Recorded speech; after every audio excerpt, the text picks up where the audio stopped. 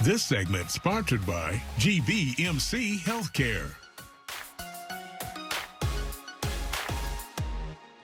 Okay, with now 2 possible cases of the coronavirus in the state of Maryland, we're sure that you, just like us, are wondering, how worried should we be, and what can we do to prevent ourselves and our family members from getting sick? Well, here to offer some insight is our friend, Dr. Theodore Bailey. Welcome. Thank you. Thank you for having me. Thank you.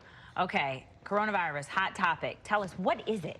So what is the coronavirus? So coronaviruses are actually a family of viruses, and some of them are very mild. In fact, some of them cause what we call the common cold. But a number of them over time have actually caused serious and severe outbreaks and epidemics. And we have one right now that started in China and that's spreading worldwide.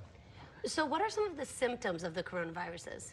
Well, the symptoms of the coronavirus are a lot like other respiratory viruses. The 3 main symptoms are going to be fever, cough, and shortness of breath, but that sounds like lots of other infections as well. Yes. Right? So how do you know? Is it coronavirus or one of the viruses or the flu? Well, fortunately, we do have tests available. And these are tests that are run through the CDC, and so we're able to test people who have both the right symptoms, but also the right travel history or exposure history.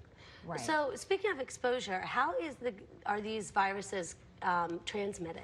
So they are respiratory viruses, and the main mechanism of transmission would be from one person's lungs to someone else. So by coughing or sneezing, droplets would come out that would contain the virus, and out to several feet, those could be inhaled or sort of land on the person. They can also land on surfaces, and if you were to touch a surface, not wash your hand, touch your face, that's another way in which you could acquire it. So what's the best way to protect ourselves? Hand washing, obviously. Very right? good. So I was going to lead with that, and not enough people do it. You can carry around your own alcohol wipe. You can use soap and water. So if you do that several times a day, certainly do it, after contacting stuff. You can also, clean down surfaces as well. That's important. You're seeing masks, I think, yes. In the news. Those can reduce the transmission, but none of these are perfect mechanisms. Wow. But using as many of them as possible will reduce your risk as much as you can.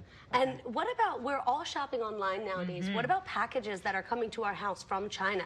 Could they possibly be exposed? Well, that's a good question, and as this is a new virus, one that we're learning about, we can't say that that's impossible. And in fact, when we look at viruses like this in the past, it's been a concern then as well, and they looked at how long viruses of this type might persist in the environment, and they did find that they could last up to several days, even several weeks, under the right environmental conditions. So with the new virus, it's certainly possible that it could be on a surface and persist for the time it would take to get across the country or get across the world. Okay, so what is this outlook? What's the outlook now regarding the outbreak? Well, I would say that the genie is out of the bottle. Over the last several weeks, we've seen an increasing number of cases occur. So not just the same amount of cases every week, but actually more and more cases, because each case can give rise to a new one. So we are seeing a spread, and we're seeing it in over 20 countries, essentially worldwide at this point, and we're seeing more and more cases. And in the U.S. alone, at this point, up to February 5th, we've seen 11 cases, and we've seen 2 cases that are spread by someone who's come to the U.S. and then spread it to the next person. So I would expect more and more cases as we go forward. So wipe down every surface you come in contact with, wash your hands. What about the flu shot? So I think the flu shot's essential, and for 2 reasons in this context. One is that this is going to be a season where there's going to be a lot of uncertainty. Symptoms are very overlapping: cough, fever, shortness of breath. So people with the flu are going to be looked at very carefully. They may be quarantined, they may be isolated. There's going to be a lot of fear. So if you can do something to prevent having the flu or having a severe flu, you're going to be less likely to come into that whole setup. The other thing is that the flu actually is severe.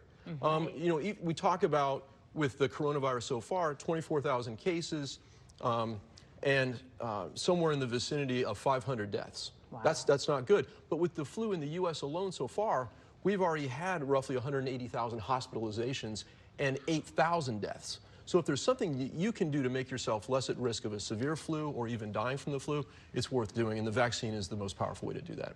Right, so in talking about which one is the greater threat to the public, what would you say? Somebody right now in the U.S. is more likely to die from the flu than from coronavirus. So I would do what you can to prevent that. Okay. Thank you so much. This information is so relevant and so important right now. So really appreciate you coming on and speaking with us. Thank you. That's right. Thank you, Dr. Bailey. Stay with us.